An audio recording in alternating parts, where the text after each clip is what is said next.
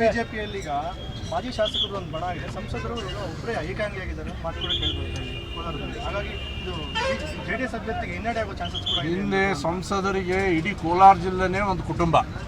ಮೋದಿಗೆ ಹೆಂಗೆ ದೇಶದ ಜನ ಕುಟುಂಬ ಅಂತ ಹೇಳಿದಾರೋ, ಮಾಜಿ ಶಾಸಕರುಗಳಾಗಿರ್ಬೋದು, ಹಾಲಿ ಶಾಸಕರುಗಳಾಗಿರ್ಬೋದು, JDSನವರಾಗಿರ್ಬೋದು, BJPಯವರಾಗಿರ್ಬೋದು, ಎಲ್ಲರನ್ನೂ ಜೊತೆಗೆ ತೆಗೆದುಕೊಂಡು ಹೋಗುವಂಥ ಶಕ್ತಿ ಮುನಿಸ್ವಾಮಿಯವ್ರಿಗಿದೆ ಮತ್ತು ಆ ಚುನಾವಣೆ ಅವ್ರ ನೇತೃತ್ವದಲ್ಲಿ ನಾವು ಎದುರಿಸ್ತೇವೆ.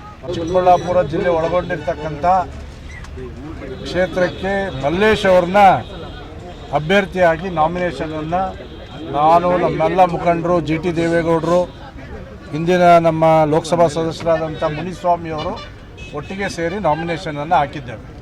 ನಮಗೆ ಸಂಪೂರ್ಣ ವಿಶ್ವಾಸ ಇದೆ, ಈ ಕ್ಷೇತ್ರನೂ ಕೂಡ ನಮ್ಮ NDA ಅಭ್ಯರ್ಥಿ ಗೆದ್ದೇ ಗೆಲ್ತಾರೆ, ಹೆಚ್ಚಿನ ಅಂತರದಿಂದ ಗೆಲ್ತಾರೆ. ಈ ಹಿಂದೆ 5 ವರ್ಷಗಳ ಹಿಂದೆ ಇದೇ ಕ್ಷೇತ್ರದಲ್ಲಿ ನಮ್ಮ ಯುವ ನಾಯಕರಾಗಿರ್ತಕ್ಕಂಥ ಮುನಿಸ್ವಾಮಿಯವರು ಒಬ್ಬರೂ BJPಯ ಶಾಸಕರು ಇರಲಿಲ್ಲ. ಆ ಸಂದರ್ಭದಲ್ಲಿ ಈ ಕ್ಷೇತ್ರವನ್ನು ಗೆದ್ದಿದ್ವಿ. ಇವತ್ತು NDA ಜೊತೆಗೆ JDS ಬಂದಿರುವಂಥ ಹಿನ್ನೆಲೆಯಲ್ಲಿ 3 ಕ್ಷೇತ್ರಗಳನ್ನು ಕೋಲಾರ, ಮಂಡ್ಯ ಮತ್ತು ಹಾಸನ JDSಗೆ ಮತ್ತು ಉಳಿದಂಥ 25 ಕ್ಷೇತ್ರಗಳನ್ನು ಭಾರತೀಯ ಜನತಾ ಪಕ್ಷಕ್ಕೆ ಹೊಂದಾಣಿಕೆಯಲ್ಲಿ ಇವತ್ತು ಚುನಾವಣೆಯನ್ನು ಎದುರಿಸ್ತಾ ಇದ್ದೀವಿ. ಈಗಷ್ಟೇ GT ದೇವೇಗೌಡರು ಹೇಳಿದ ಹಾಗೆ ಎರಡೂ ಪಕ್ಷಗಳ ತಳಮಟ್ಟದ ಕಾರ್ಯಕರ್ತರು ಒಂದಾಗಿ ಇವತ್ತು ಮೋದಿಯವರನ್ನ ಮತ್ತೆ ಪ್ರಧಾನಮಂತ್ರಿ ಆಗಿ ನೋಡಬೇಕನ್ನುವಂಥ ಮಹದಾಶೆಯಿಂದ ಅಭೂತಪೂರ್ವವಾಗಿರ್ತಕ್ಕಂಥ ಬೆಂಬಲದೊಂದಿಗೆ ಕೆಲಸವನ್ನು ಪ್ರಾರಂಭ ಮಾಡಿದ್ದಾರೆ. ಈಗಷ್ಟೇ ನಾವು ಮೆರವಣಿಗೆಯನ್ನು ಮುಗಿಸ್ಕೊಂಡು ಬಂದ್ವಿ. ಆ ಮೆರವಣಿಗೆಯಲ್ಲಿ ನಮಗೆ ಉತ್ಸಾಹ ಬರ್ತಾ ಇತ್ತು. ಅಷ್ಟು ದೊಡ್ಡ ಸಂಖ್ಯೆಯಲ್ಲಿ ಕೋಲಾರದಲ್ಲಿನೂ ಕೂಡ ಇಲ್ಲಿಯ ಜನ ನಮಗೆ ಬೆಂಬಲಕ್ಕೆ ಬಂದಿದ್ದಾರೆ. ಹಿಂದೆ ಮುನಿಸ್ವಾಮಿಯವರು ಸಾಕಷ್ಟು ಅಭಿವೃದ್ಧಿ ಕೆಲಸಗಳನ್ನು ಕೇಂದ್ರದ ಸರ್ಕಾರ ಇದ್ದಾಗ ಮತ್ತು ರಾಜ್ಯದ BJP ಸರ್ಕಾರ ಇದ್ದಾಗ ಇಲ್ಲಿ ಅನೇಕ ಅಭಿವೃದ್ಧಿ ಕೆಲಸಗಳನ್ನು ಮಾಡಿದ್ದಾರೆ. ಅದರ ಪರಿಣಾಮವಾಗಿ ಇವತ್ತು 3 ಜನ ಇದರ ಜೊತೆಗೆ 3 ಜನ JDSನ ಶಾಸಕರುಗಳು ರವಿಯವರಾಗಿರ್ಬೋದು, ವೆಂಕಟಶಿವಾರೆಡ್ಡಿಯವರಾಗಿರ್ಬೋದು ಮತ್ತು ಸಮೃದ್ಧಿ ಮಹೇಶ್ ಅವರು ಮಂಜುನಾಥ್ ಅವರು ಗೆದ್ದು ಬಂದಿದ್ದಾರೆ. ಅಷ್ಟೇ ಅಲ್ಲದೆ ಇಲ್ಲಿ ಹಿಂದಿನ MLC ಅವರಾಗಿರ್ತಕ್ಕಂಥ ಗೋವಿಂದರಾಜ್ ಅವರಿದ್ದಾರೆ, ಹಿಂದೆ ಉಪಸಭಾಧ್ಯಕ್ಷರಾಗಿರ್ತಕ್ಕಂಥ ಚಂದ್ರಾರೆಡ್ಡಿ ಅವರಿದ್ದಾರೆ. BJP ಶಕ್ತಿನೂ ಅಷ್ಟೇ ಇದೆ ಮತ್ತು JDSನ ಶಕ್ತಿನೂ ಅಷ್ಟೇ ಇದೆ.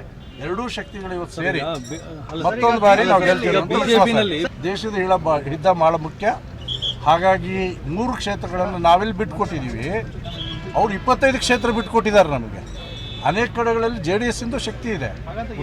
ಒಂದು ನಿಮಿಷ ಕೇಳಿ, ಉತ್ತರ ಕರ್ನಾಟಕದಲ್ಲೂ JDSನ ಶಕ್ತಿ ನಾನು ಬಲ್ಲೆ.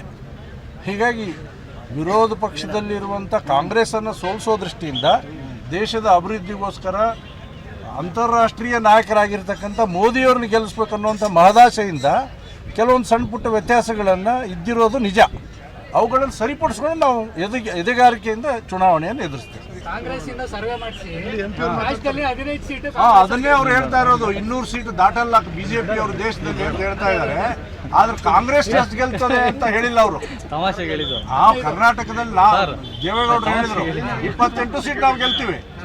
ಹೀಗಾಗಿ 15, 18 ಹಿಂಗೆ ಬಿಡ್ತಾ ಇರ್ತಾರೆ ಅವರು.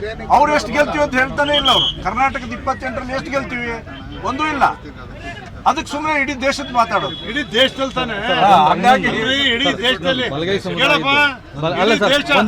ಬಲಗೈ ಸಮುದಾಯದ ಅಭ್ಯರ್ಥಿಗೆ ಟಿಕೆಟ್ ಕೊಟ್ಟಿಲ್ಲ ಅಂತ ಹೇಳಿ ಕಾಂಗ್ರೆಸ್ನಲ್ಲೂ ಒಂದು ವಿರೋಧ ಇದೆ, BJPನಲ್ಲೂ ಕೂಡ ಕೊಟ್ಟಿಲ್ಲ ಅನ್ನುವಂಥ ಒಂದು ಮಾತಿದೆ. ಹೆಂಗೆ ನಮ್ಮ ಚಾಮರಾಜನಗರದ ಅಭ್ಯರ್ಥಿ ಬಲಗೈ ಸಮುದಾಯದವ್ರೆ. ಕೋಲಾರದಲ್ಲಿ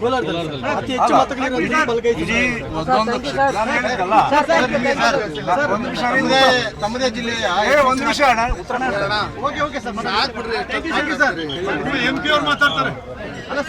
ಒಂದು ನಿಮಿಷ ನೋಡಿ, ನಾವು ಹೊಂದಾಣಿಕೆಯಲ್ಲಿ ಈ ಸೀಟನ್ನು JDSಗೆ ಬಿಟ್ಟುಕೊಟ್ಟಿದ್ದೇವೆ.